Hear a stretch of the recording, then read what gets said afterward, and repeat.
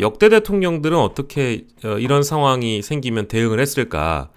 윤석열 대통령처럼 대응한 사람은 없었던 것 같아요. 보시면 가족에 대한 의혹과 논란은 역대 정권에서 늘 반복이 되었다. 김영삼, 김대중, 이명박 전 대통령도 모두 대통령 재임 당시에 가족 비리에 대한 검찰 수사를 받아들였다. 누구만 안 받아들이죠? 윤석열 대통령입니다. 네, 여러분 반갑습니다. 오늘은 11월 3일 일요일입니다. 일요일 오전 아마 8시 45분쯤에 이 영상이 나갈 건데요. 지금 이 시각은 새벽 1시입니다.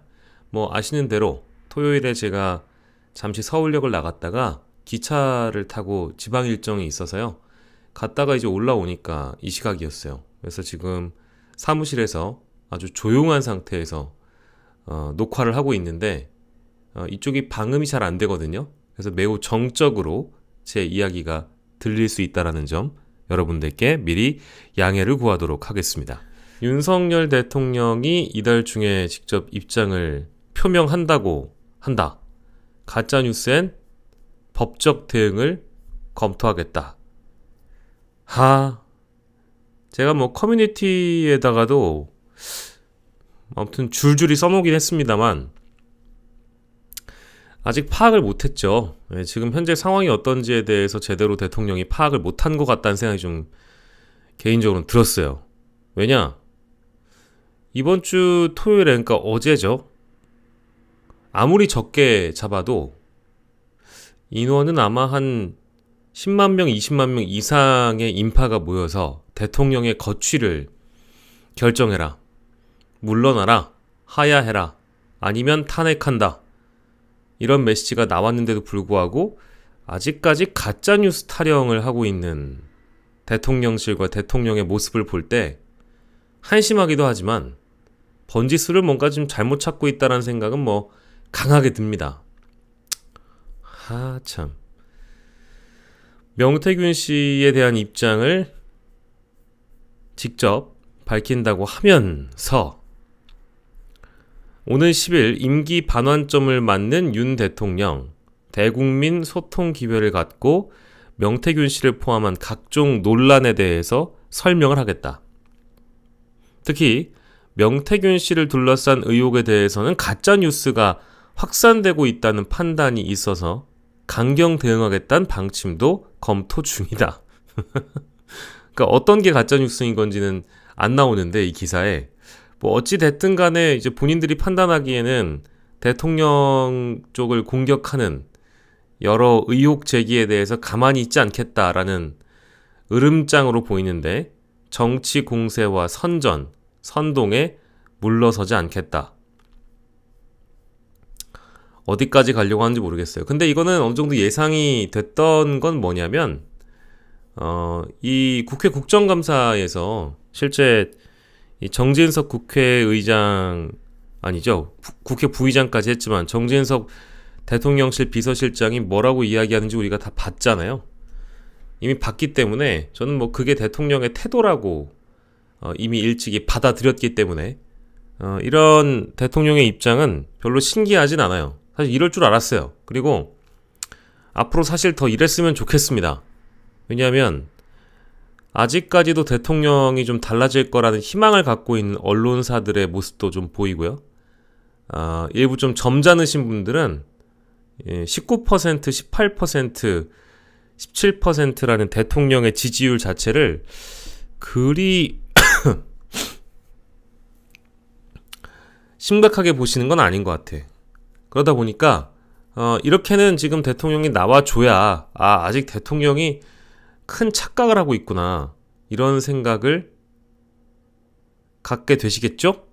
예, 이 정도 나와야 이제 점잖게 구는 분들이나 대통령에게 일말의 희망이 있는 사람들이 좀 마음이 달라지진 않을까 뭐 이런 생각이 좀 들었습니다.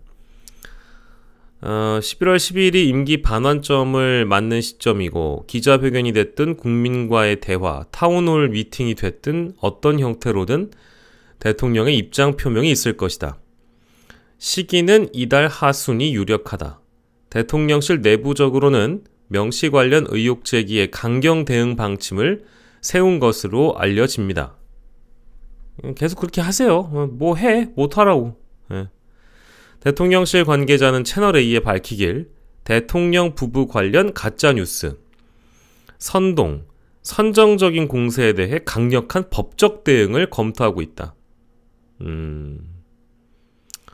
이제는 하다 안 되니까 법적 대응을 운운하는데 제가 가장 궁금한 거는요. 아니 왜 그럼 여태껏 명태균에 대해서는 법적 대응을 안 했을까? 국민들이 뭘 의혹을 제기를 하면 언론이 기사를 쓰면 가짜뉴스다, 선전선동이다 이런 얘기나 할 줄 알지.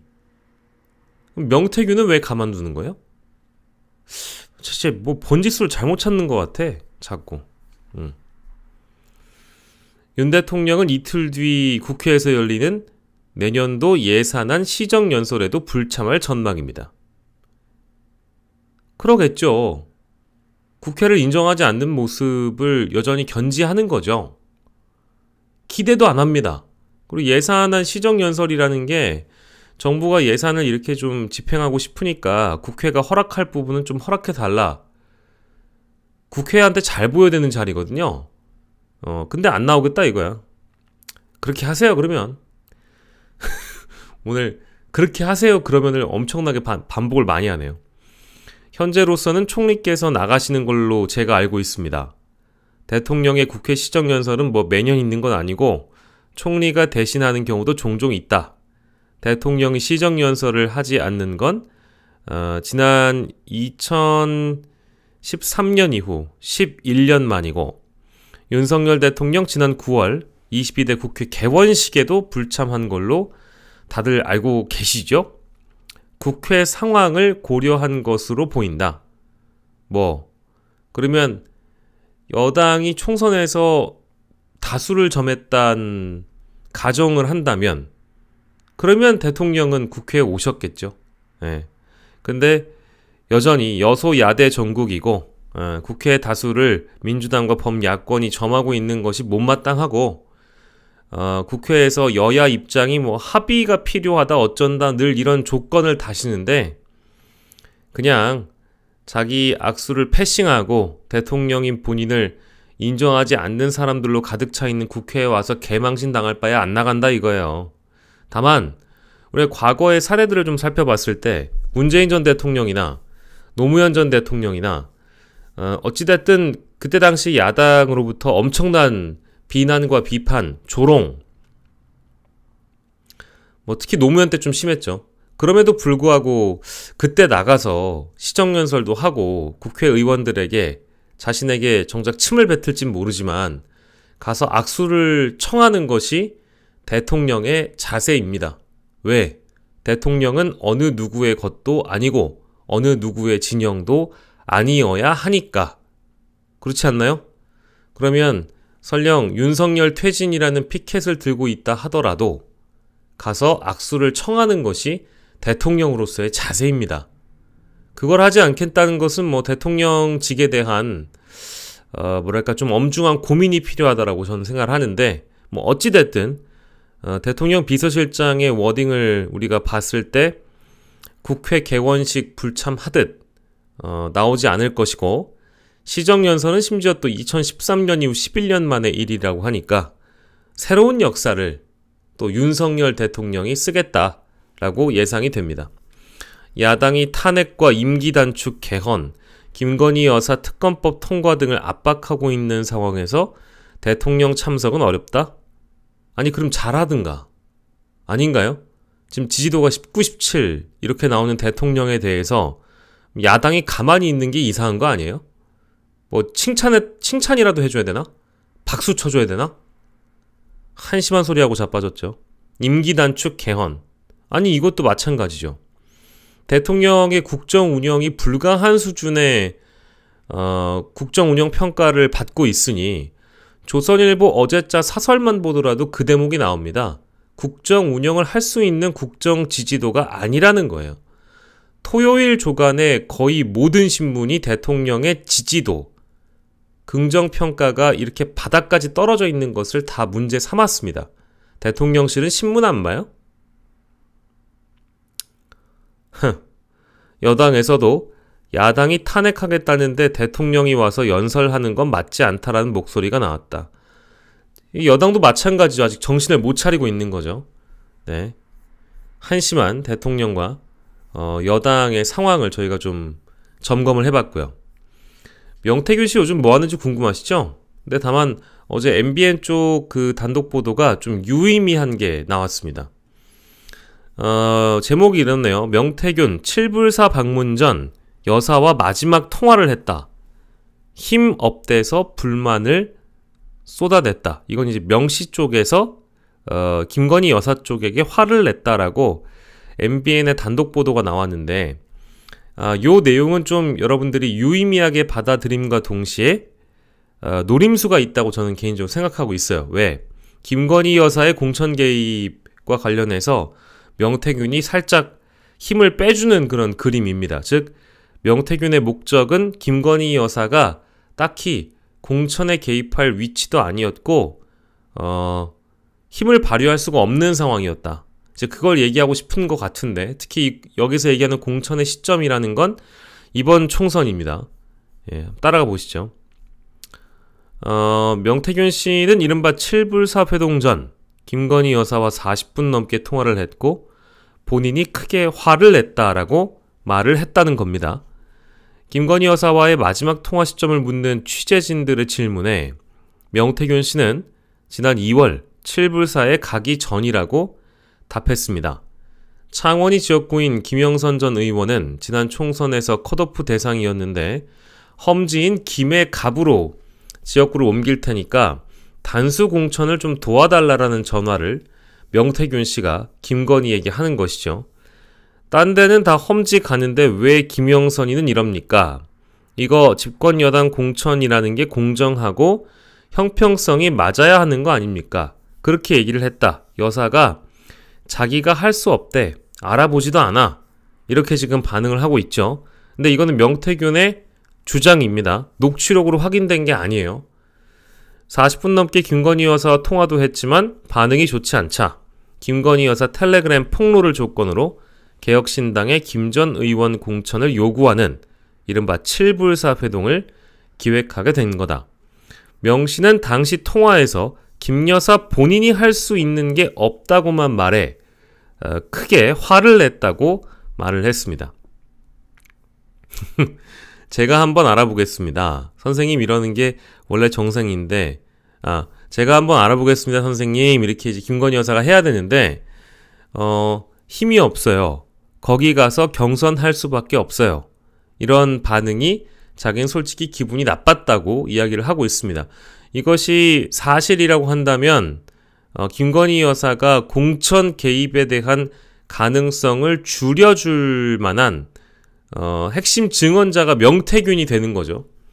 봐봐라, 명태균도 이렇게 얘기를 하지 않냐. 김건희 여사는 공천 개입하려고 하지 않았다. 이제 그런 대목이 보입니다. 한동훈 당시 비대위원장을 언급하면서 나중에 사정을 알고 나서 여사에게 좀 미안했다라는 얘기를 뭘까요? 그러니까 한동훈하고 그렇게 틀어져 있는 상황에서 실제로 김건희 여사는 아무 힘이 없었다라는 걸 나중에 알았는데 자기가 김건희 여사에게 이런저런 항의를 한 것이 너무 미안했다라는 MBN 단독 보도입니다.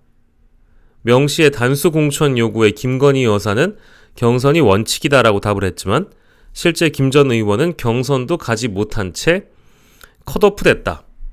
또 당시 한 공관위원이 김 전 의원의 경선 의견을 제시했지만 공관위는 현역 하위 10% 컷오프 원칙을 고수했다.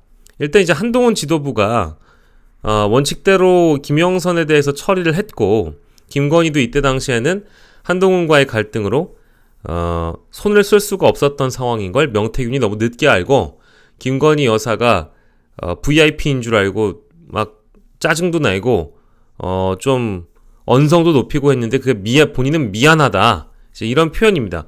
그러니까 이제 이 보도에 따르자면 지금 김건희 여사가 공천 개입하지 않았다는 얘기를 뭔가 강조하는 것처럼 들리잖아요.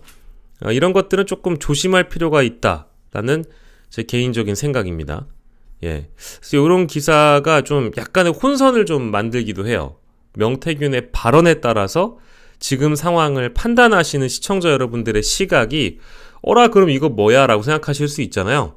아니, 이거는 명태균이 검찰 수사 이전에 제가 판단하기엔 실제 그렇다고 하더라도 2024년 공천은 공천이고 2022년 지방선거, 재보궐 이쪽 공천은 공천대로 또 공천 개입 지시 정황이 대통령의 육성으로 나와버렸기 때문에 지금 이렇게 7불사 회동 전에 있었던 김영선의 컷오프 관련된 히스토리를 명태균이 MBN에 풀어놓는다 한들 공천 개입이 사라지는 게 아니에요.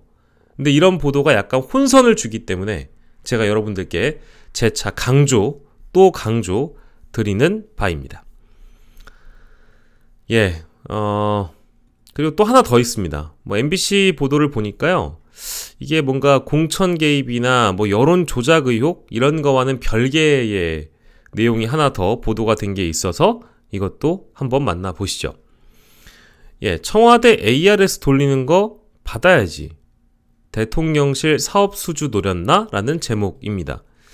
이제까지 명태균 씨를 둘러싼 의혹은 무상 여론조사 등 대선을 도와준 대가로 공천을 따냈는지에 대한 여부였는데요. 명 씨가 다른 대가를 받으려고 시도한 정황이 대화 녹음과 증언을 통해 드러났습니다. 과거 명 씨가 대통령실의 여론조사 사업을 받아오겠다고 말하고 다녔고 실제 지사를 지내는 등 사업도 추진을 했다는 겁니다. 검찰이 이 내용도 앞으로 확인할 거라고 하니까 일단 이 녹취록을 좀 보시죠. 최근에 공개된 명태균 씨와 국민의힘 김영선 전 의원의 지난 2022년 6월 대화 녹음을 보면 명 씨가 김영선 전 의원에게 샤우팅하는 그 녹취록 있죠? 그 한 대목인 것 같아요. 청와대에서 지역조사하는 거 ARS 돌리는 거 그거 받아야지. 이문을 남거나 돈을 벌거나 어떤 행위를 하게 되면 대표님하고는 아무도 공천 못 받아요. 여기서 대표는 김영선 의원을 칭하는 표현입니다. 당시 명 씨는 청와대에서 ARS 돌리는 걸 받아야 한다고 말을 했고요. 대통령실 국정감사에 증인으로 출석한 김 전 의원 보좌진 강혜경 씨는 명 씨가 대통령실 용역을 받아오겠다고 말했다고 증언했습니다. 당선됐을 때 청와대에서 수주 발주하는 관련돼 있는 용역건 중에서 미래한국연구소가 할 수 있는 건들을 다 가지고 오겠다 이렇게 얘기를 했다는 거죠. 명 씨가 자신 있게 말했고 이에 따라 실무도 진행했다. 이런 취지의 설명입니다. 사업을 준비하기 위해서 서울에서도 저희가 지사를 하나 냈었는데 정기적으로 조사하는 여론조사건하고 정치사회 관련한 자체 참고를 할 수 있는 조사들을 가지고 오겠다라고 명태균이 말씀을 하셨습니다. 라고 강혜경 씨가 지금 증언을 한 거죠.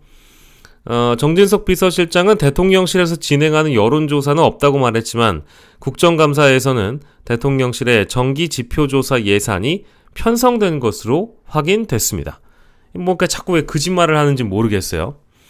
이제껏 의혹의 핵심은 명 씨가 윤 대통령에게 여론조사를 무상 제공한 대가로 김 전 의원 공천을 받아냈느냐?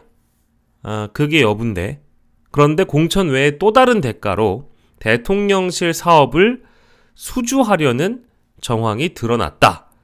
그리고 대가성 여부와 별개로 공천은 이뤄졌지만 여론조사 수주는 실현되지 못했다라고 강혜경 씨가 주장을 하고 있습니다.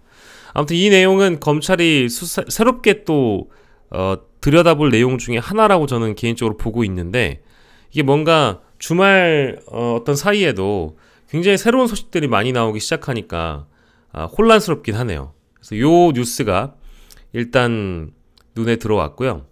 지금 현재 명태균은 잠적해 있다라는 설이 오마이뉴스 통해서 지금 드러나고 있습니다. 제목이 잠적한 명태균, 휴대전화 파기했나? 그리고 검찰은 깜깜이 검찰 아니냐라는 지적입니다. 윤석열 대통령과 명태균 씨의 공천 개입 의혹 육성이 공개된 이후에 검찰은 추가 압수수색을 했고 통화 녹취가 담긴 휴대전화를 압수하거나 명 씨가 조사를 받았다는 소식은 전해지지 않고 있습니다. 더불어민주당이 윤 대통령과의 명씨 간의 통화 녹취를 공개한 31일 이후부터 명태균 씨의 행방은 묘연하다. 마지막 행적이 김현정의 뉴스쇼에 보도된 내용인데 상당히 격앙된 명태균의 발언들이 여기에 실려 있습니다. 네. 지금 산소 가서 불 지르겠다 이제 이런 표현인데, 네. 아버지 산소나 묘소에 영장을 칠 수 있느냐, 이제 이렇게 마치 뭐 대단한 기세를 부리듯이 묘소에 영장을 칠 수 있느냐면서 이런 얘기를 했죠. 내가 거짓말해요? 증거인멸도 아닌데 우리 아버지 산소에 있다. 검찰이 가서 찾으면 되지 뭐. 이렇게 얘기를 했다고 하고, 또 한겨레 보도에 따르면 명 씨는 아버지 주검을 화장해서 뿌렸고 그래서 아버지 묘소는 없는 것으로 안다라고 밝혔다는 겁니다.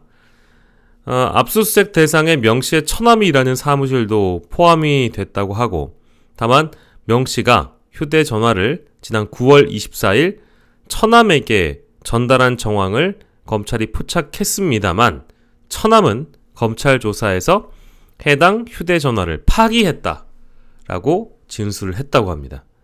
증거가 막 사라지는 것 같죠? 증거인멸을 뭔가 계획적으로 했던 정황이 일단 보이고, 그런데 미뤄 짐작컨대 명태균이 이렇게 증거를 다 없애버리면 나중에 자기가 신변을 보호받기 위한 어떤 수단이 사라지기 때문에 저는 증거인멸, 자신에게 어쨌든 유리한 것만 다 없애거나, 그러니까 불리할지 모를, 실제 사법적으로 처벌을 받게 되거나 검찰에 기소가 되면 자신이 불리할 증거들은 이렇게 뭔가 누군가에게 넘겨주거나 없애거나 해서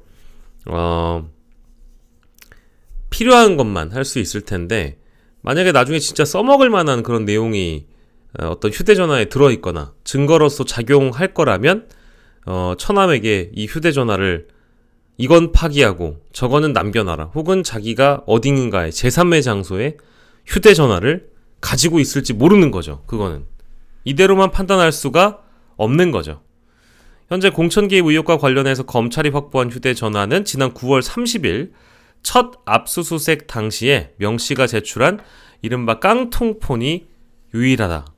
실제로 명 씨는 여러 인터뷰에서 검찰이 가져가는 건 없다라고 했고, 윤석열 대통령과 김건희 여사와 대화한 녹취가 담긴 휴대전화는 또 따로 있다라는 취지로 말한 바 있죠. 이런 거는 아마 스스로 살려두려고 하진 않을까라는 생각이 좀 듭니다. 또 오마이뉴스에서는 지금 지적하는 바, 이 국정감사를 끝내고 난 이후에 이 기사가 나왔기 때문에 대통령실의 분위기를 보자 하니 뭔가 의구심들을 더 많이 키웠다. 즉 명쾌하게 설명된 게 하나도 없다라는 겁니다. 윤석열 대통령은 취임 전후 공천 개입, 선거 개입과 같은 불법 행위를 한 바가 없다면서 윤 대통령이 명 씨가 경선 룰까지 언급하는 등 간섭이 심해지자 매몰차게 끊었던 관계라고 강조했다고 하고요. 일각에서는 명 씨가 어떤 존재이기에 경선 룰까지 대통령에게 얘기할 수 있었는지 의문을 품고 있고, 정 실장이 윤 대통령은 매몰차게 명 씨를 끊었지만 김 여사는 그렇게 못한 것, 그러니까 이거는 달리 표현하면 대통령은 손절했다고 하더라도 김건희 여사가 어쨌든 명태균과의 연결을 계속 그 연결고리를 가져가고 있었다는 얘기가 되는 거니까, 그래서 공천 개입 의혹을 제대로 수사하려면 핵심 당사자인 명태균 씨와 명태균 씨에 대한 조사와 그가 갖고 있을 것으로 추정되는 휴대전화 녹취 증거가 필요하다. 그러나 명 씨는 잠적했고 검찰은 2차례 압수수색에도 불구하고 휴대전화를 확보하지 못했습니다. 일각에서는 검찰총장 출신 대통령이 연루된 사건을 검찰이 제대로 이걸 수사할 수 있냐라고 말을 했다고 하고요. 검찰이 명 씨의 신변과 휴대전화를 빠르게 확보하지 않는 것도 혹시 봐주려고 하는 거 아니냐, 이제 이런 주장도 나올 법합니다. 그래서 마지막에 이 기사에서는 구속영장에 대한 필요성을 강조하는데요. 저도 제가 여러 차례 말씀을 좀 드렸습니다만 구속영장을 바로 쳐서 신병을 확보하는 게 먼저다. 이 모든 법률가들과 어떤 검찰 수사에 몸을 담았던 전문가 분들께서는 왜 도대체 명태균에 대해서 구속영장을 치지 않는지 자신들은 이해가 가지 않는다는 거예요. 저도 이해가 안 갑니다. 왜 이러는지. 그래서 지금 검찰은 깜깜해진 형국이다. 뭐 하는지 모른다. 네, 일단 이렇게 봐야 될 것 같고요. 그리고 그 이상돈 교수 인터뷰 잠깐 좀 보여드릴게요. 제목이 이렇습니다. 아시아경제 제목인데요. 이상돈을 인터뷰를 해봤습니다. 윤석열을 방어하는 국민의힘의 모습을 봤을 때 8년 전 박근혜 이 탄핵 정국 당시와는 너무나 다르게 철저하게 윤 대통령을 비호하고 있다. 윤석열 대통령의 육성 녹음을 두고 2016년 가을에 JTBC 태블릿 PC를 보는 것 같다는 이야기가 있다. 명태균이 앞으로 폭로할 문건이 얼마나 될진 알 수 없기 때문에 현 단계에서 8년 전 상황과 비교할 수는 없지만 지금은 그때와 상황이 다르다고 생각한다. 라고 선을 그었습니다. 그래서 2016년 상황을 이분이 잘 기억을 하고 있을 테니까 저도 좀 기억을 잘 하는 편이거든요. 근데 보면 2016년 10월 24일 JTBC가 태블릿 PC 영상을 보도하자 이때 이 영상은 뭐였냐면 최순실이 연설문을 고쳤다라는 보도를 손석희 앵커가 하죠. JTBC에서. 다음날 오후 박근혜 대통령은 대국민 사과를 하고 양해를 구했다. 그리고 며칠 후부터 촛불 시위가 시작됐다. 그때 성급하게 사과해서 사태를 증폭시켰다고 보는 사람도 상당히 있다라면서 박근혜는 사과에 매우 인색한 사람이다. 박 전 대통령은 최순실이라는 사람의 존재 자체가 수면 위로 나타나는 것을 극히 꺼렸는데 이렇게 부각되자 그냥 스스로 무너진 것이 아닌가 한다고 분석했고요.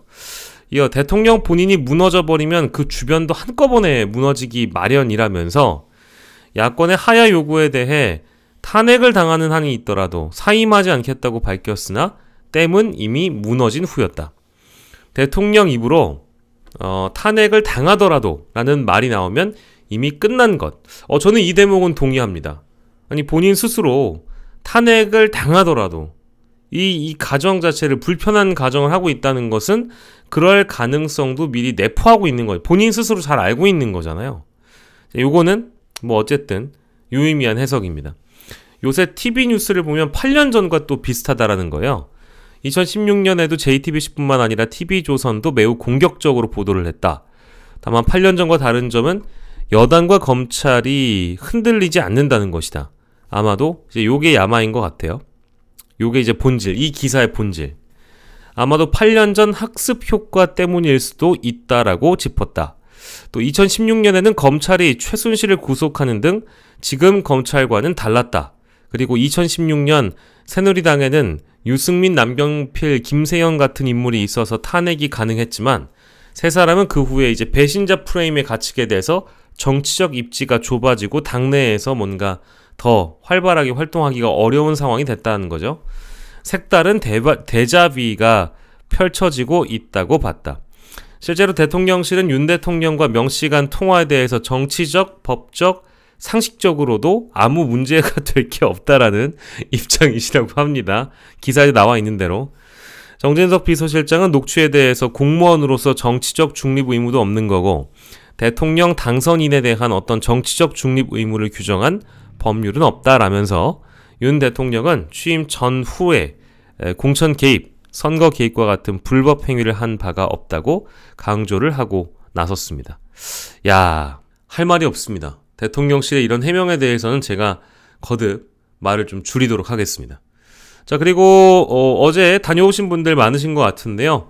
이재명 대표, 박찬대 원내대표 연설도 잘 들었고 현장 분위기도 제가 직접 보고 나니까 저는 오래 있지 못했습니다만 일단 갔다 와 보니까 그 어느 때보다도 뜨거운 국민들의 분노가 좀 느껴지는 자리였습니다. 왜냐하면 일단 4번 출구로 나갈 수도 없었고 6번 출구도 어느 순간쯤 되니까 진짜 사람들이 물밀듯이 막 몰려오니까 그 일방향으로만 소통하는 그런 그 라인을 쳐놨더라고요. 한쪽 방향으로만 갈 수 있게끔 해놨기 때문에 돌아서 나오시려면 한참 돌아 나와야 되는 그런 불편함도 좀 있었지만 어쨌든 정말 사람이 많이 나왔고 어쨌든 야당이 지금 주도하고 있는 이 장외 집회에서 이재명 대표가 이렇게 얘기를 했다고 하죠. 2016년 촛불혁명 등 역사적 분기점마다 일어나 행동한 것은 국민이다. 이에 국민의힘은 1심 재판 선고를 앞둔 이재명 대표 방탄 집회임을 국민 모두가 안다. 이렇게 얘기를 하시는데 저는요, 설령 그런 의혹이 있고 국민의힘이 방탄 집회가 필요해서 이렇게까지 세를 키우거나 많은 분들에게 참여 독려를 한다고 전 생각하지 않아요. 왜? 저는 이재명 대표는 재판이 14일, 15일, 20 며칠 해가지고 11월에만 3건이 남아있고 그 결과와 상관없이 어쨌든 지금 윤석열, 김건희 두 분의 선거 개입 의혹 이런 것들은 여론 조작 의혹, 비선, 명태균 이 문제는 이재명을 인정하든 인정하지 않든 간에 스스로 또 헤쳐나가야 될 문제이기도 하고 이 집회의 성격은 여기 나와 있죠. 김건희, 윤석열, 국정농단 규탄, 특검 촉구에 대한 내용입니다. 그러면 이거에 좀 집중할 필요가 있는데 자꾸 이제 국민의힘 쪽에서는 어떻게든지 간에 이재명을 지키기 위해서 이 문제를 우선시에 내세워서 특검을 불러일으키고 윤석열 대통령에게 십자포화를 가해서 마치 이재명을 지킬 수 있다라고 얘기하는 것 같아요. 근데 그 판단을 누가 하느냐? 사법부가 하잖아요. 사법부가. 아니 사법부에서 실제 유죄를 내리거나 이재명 대표에게 어떤 사법적 심판을 한다고 하면 그거는 그것대로 받아들여야 되는 운명적인 상황을 맞이할 수 있죠. 근데 그거는 그것대로 우리가 평가할 것이고 국민들께서 바라볼 것이고 지금 이 국민 대다수가 괴로워하고 있는 문제는 역시 김건희 여사로부터 비롯된 문제이기 때문에 일단 김건희, 윤석열, 명태균, 기타 등등 공천 개입이나 그간 해결하지 못했던 여러 의혹들을 일단 수사는 적어도 받아야 되는 거 아니냐. 이제 이런 문제의식이 더 큰 것이지. 이재명을 반드시 지켜야 돼서 윤석열과 김건희 관련된 의혹을 야당에서 제기한다? 라고 보는 건 너무 좀 과장되고 삐뚤어지게 보는 건 아닌가 그런 생각이 들어요. 저는 오히려 그런 말씀들을 하시는 분들이 이재명을 반드시 감옥에 집어넣어야만 윤석열과 김건희를 지킬 수 있다라고 주장하고 싶어 하시는 분들 같아요. 그러니까 목적이 오히려 그렇게 말씀하시는 분들이 목적이 다른 데 있다고 좀 보는 거죠. 자, 민주당은 집회 참가자가 30만 명이라고 주장을 했다고 여기 나와 있죠. 예, 제가 대충 여러 영상들을 확인을 해봤는데 적어도 10만 명은 되는 것 같아요. 30만 명까지도 볼 수 있는 것 같고 그 이상으로 보는 분들도 있는데 제가 판단하기에는 아무리 적게 잡아도 10에서 20만은 나왔으니까 30만이 나왔다고 주장하는 민주당의 주장을 굳이 폄하할 이유는 없다. 어쨌든 정말 많은 사람들이 나왔다. 1960년 4.19 혁명, 1980년 5.18 민중항쟁, 1987년 6월 항쟁, 2016년 촛불혁명까지 일어나 행동한 것은 국민이다. 촛불로 몰아낸 어둠이 빛을 이길 수 없다는 것을 우리는 다시 한번 증명해 보일 것이다. 예. 김건희 여사의 비선 논란을 박근혜 정부의 최순실 국정농단과 빗대기도 했다는데요. 2016년 겨울을 떠올려 봐라. 가녀린 촛불로 부정한 권력을 무릎 꿇렸을 때 국정농단이라는 게 영원히 사라질 줄 알았는데 책임 없는 자들이 국정을 지배하고 비상식과 주술이 국정을 흔들고 있다라면서 강하게 비판했고 윤석열 대통령을 향해서는 국민의 압도적 주권 의지인 김건희 특검법과 최상병 특검법을 즉각 수용하라고 목소리를 높였습니다. 게다가 이 자리에서 다시 시작해 불의한 반국민적 권력을 심판하자고도 밝혔다고 하고요. 다만 여기 이제 주목할 만한 부분은 탄핵이라는 표현은 쓰지 않았다는 겁니다. 민주당이 어쨌든 탄핵 쪽은 좀 더 조심스럽게 접근하고 있다라는 생각은 여전히 들고요. 다만 다른 민주당 의원들이 탄핵이나 하야나 뭐 임기 단축 개헌이나 등등의 의견들을 공개적인 석상에서 많이들 이야기를 하고 있습니다. 자, 마지막으로 이 기사를 좀 보겠습니다. 역대 대통령들은 어떻게 이런 상황이 생기면 대응을 했을까? 윤석열 대통령처럼 대응한 사람은 없었던 것 같아요. 보시면 가족에 대한 의혹과 논란은 역대 정권에서 늘 반복이 되었다. 김영삼, 김대중, 이명박 전 대통령도 모두 대통령 재임 당시에 가족 비리에 대한 검찰 수사를 받아들였다. 누구만 안 받아들이죠? 윤석열 대통령입니다. 윤석열 정권 또한 가족 비리의 굴레에서 벗어나질 못하고 있다라면서 심지어 윤석열 대통령의 부인 김건희 여사와 관련된 의혹이 모든 이슈를 덮는 상황까지 왔음에도 불구하고 두 차례 김건희 여사 특검법 거부를 했다. 김영삼 전 대통령 재임 시절 1997년 소통령으로 불렸던 아들 현철 씨는 한보그룹 특혜 대출 비리 사건이 터지자 그 비리의 몸통이란 의혹을 받았고 어쨌든 수사를 받게 되고 기소가 되죠. 현직 대통령 아들로서 헌정사상 처음으로 구속이 되고 징역 3년이 내려집니다. 근데 김영삼이 어떻게 하느냐? 대국민 사과 기자회견을 했을 뿐만 아니라 검찰에 철저한 수사를 지시하게 됩니다. 사법적 책임을 지게 하도록 하겠다. 네. 심지어 보세요. 수사를 담당한 대검 중수부가 처벌할 수 없다라고 결론 내리니까 김영삼이 국민이 이걸 납득할 수 있겠냐? 야, 지금으로선 우린 상상할 수 없는 일이에요. 이 과정에서 대검 중수부장 교체됐고 재수사를 통해 현철 씨는 구속이 됩니다. 김대중 전 대통령은 아들 셋이 권력형 비리에 연루가 됐고 구속이 돼서 이른바 삼홍 비리로 곤욕을 치른 바 있다. 차남 김홍업 씨 이권 청탁 대가로 기업체로부터 25억을 수수한 혐의로 2002년 구속 기소되고요.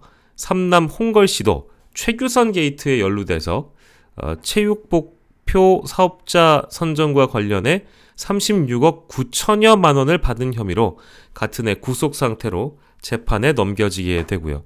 심지어 김대중 전 대통령은 미국에 체류 중이었던 홍걸 씨에게 부속실장을 통해서 야, 너 빨리 귀국해서 검찰 수사 받아 라고 지시까지 내립니다.